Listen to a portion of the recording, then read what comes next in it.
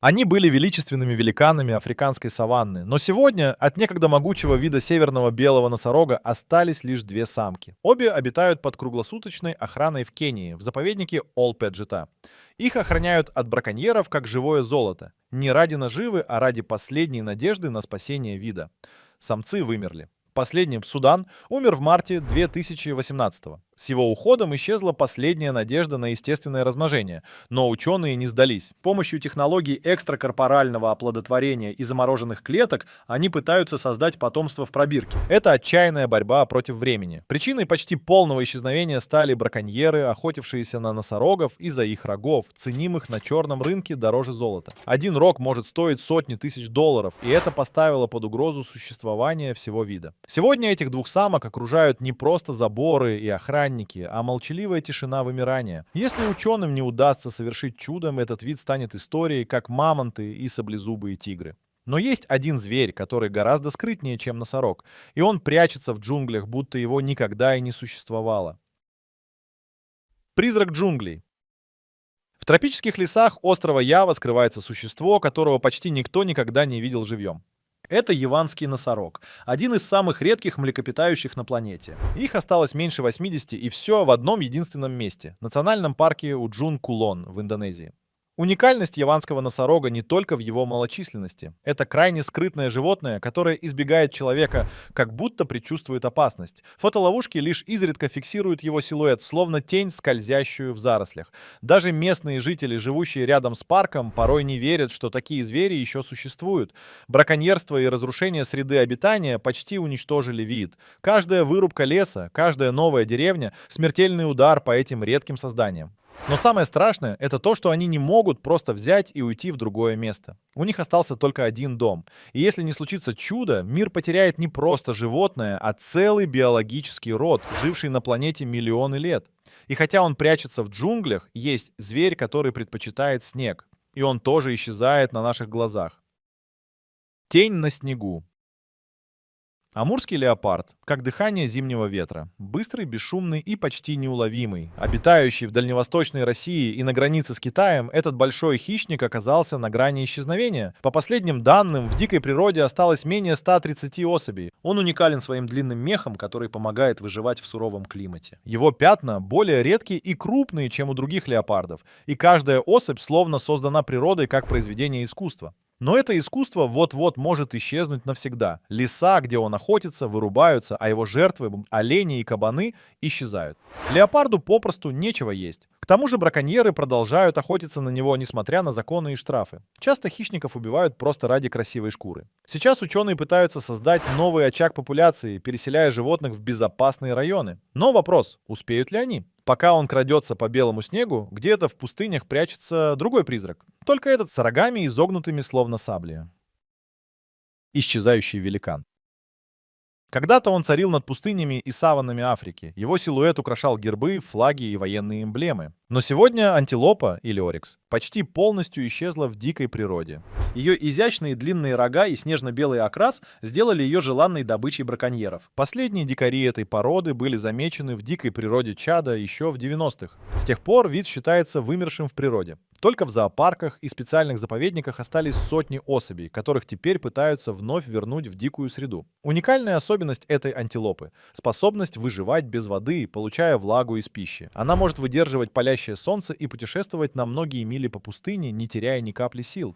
Но все эти адаптации не спасли ее от человеческой жадности. Сейчас идет масштабная программа по ее реинтродукции в дикой природе. Но хватит ли этого, чтобы вернуть былую популяцию? А на другом конце планеты, в джунглях Суматры, затаился еще один вымирающий родич человека. Загадка горных лесов. Он появился совсем недавно. Не как вид, а как научное открытие. Тапанульский орангутан был описан только в 2017-м, но почти сразу же попал в список самых редких животных Земли. Их осталось менее 800, и все они живут в одном небольшом районе на севере Суматры. Этот примат — родич человека. Он отличается от других орангутанов как по поведению, так и по ДНК. Но из-за строительства гидроэлектростанций и вырубки леса его среда обитания стремительно исчезает. Если разрушить этот крошечный участок леса, весь вид может исчезнуть в считанные десятилетия. Что делает его особенным? Его язык — набор уникальных звуков и криков, которые ученые только начинают расшифровывать. Его повадки, способы общения, даже выбор пищи — все это отличает его от других приматов. Он словно отдельная культура среди обезьян. И если мы потеряем его, мы потеряем часть того, что делает природу бесконечно разнообразной.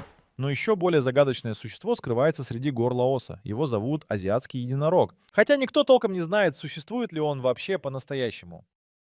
Морской единорог. Он словно миф, существует, но его почти никто не видел. Саол — одно из самых таинственных животных планеты. Впервые ее зафиксировали лишь в 1992 и с тех пор в дикой природе она почти не попадалась на глаза ученым. Ее называют азиатским единорогом за длинные изогнутые рога и облик, будто взятый из древних легенд. Саола живет на границе Лаоса и Вьетнама, в труднодоступных горных лесах. Она ведет уединенный образ жизни, избегает людей и передвигается бесшумно, словно тень. Большинство изображений Саолы — это снимки с фотоловушек. Ее почти не удается наблюдать вживую. Охота и потеря среды обитания сделали ее одной из самых редких антилоп в мире. Ученые полагают, что в природе осталось менее сотни особей. Поймать одну для изучения или разведения в неволе пока не удалось. Она словно сама природа скрывает Саолу от человека, как последнее напоминание о времени, когда Земля была дикой и непокоренной. Но еще более громкий и страшный зов доносится из африканских лесов. Там исчезает один из ближайших к нам по ДНК гигантов. Последний крик природы. Крестовинная горилла — самый редкий подвид горилл в мире. Эти мощные, но миролюбивые великаны обитают на стыке Нигерии и Камеруна, в труднодоступных лесах. Их численность оценивается примерно в 300 особей, и они продолжают исчезать. Причина — не только охота. Главный враг крестовинной гориллы — разрушение лесов. Деревья вырубают под фермы и дороги, и животные теряют свой дом. К тому же браконьеры расставляют петли, не думая, кого они поймают — антилопу или гориллу. Эти ловушки становятся смертельными для многих. Эти гориллы живут небольшими группами, заботятся друг о друге, защищают детенышей. Но у них нет шансов против тяжелой техники и автоматов. Спасение пришло в виде вооруженных патрулей из местных жителей, обученных защищать леса. Это дало надежду, но путь к спасению долгий. А где-то в горах Южной Америки, высоко над облаками, парит хищник, чьих сородичей можно пересчитать по пальцам. Охотник из тени.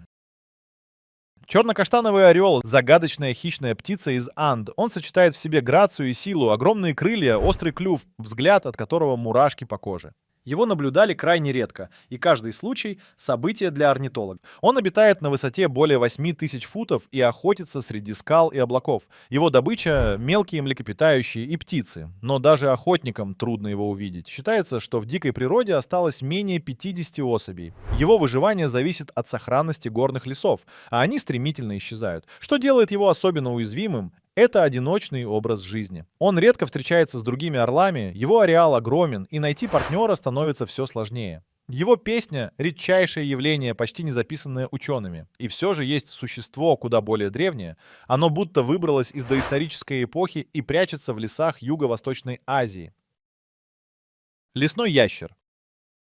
Динагатский мунрат — один из самых малоизвестных млекопитающих Филиппин. Его внешность напоминает смесь ежа, выдры и доисторического зверя. Он считался вымершим почти весь 20 век, пока его не обнаружили заново. Буквально несколько особей. В начале 2000-х. Это ночное животное, ведущее скрытный образ жизни. Оно любит влажные тропические леса, которых с каждым годом все меньше. Браконьерство и разрушение среды обитания почти стерли его с лица земли. А его особенность — сильный мускусный запах и уникальное строение зубов, позволяющее питаться жесткой пищей. Сейчас мунрат считается критически уязвимым видом. Его численность не превышает нескольких десятков, возможно, всего единицы. О нем мало кто знает, и, возможно, когда он исчезнет, мы даже не успеем это заметить.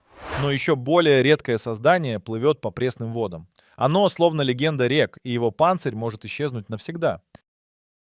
Речной странник.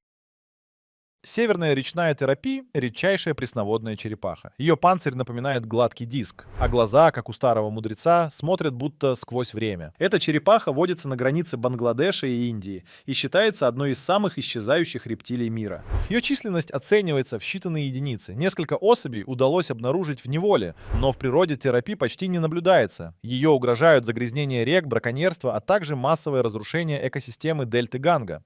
Это существо может жить до 100 лет. Оно несет в себе целую эпоху. И если исчезнет, исчезнет связь с временами, когда человек еще не правили реками. Но есть животное, которое почти исчезло, вернулось, а потом снова оказалось на грани. И оно ядовито. И оно охотится ночью. Ночной охотник.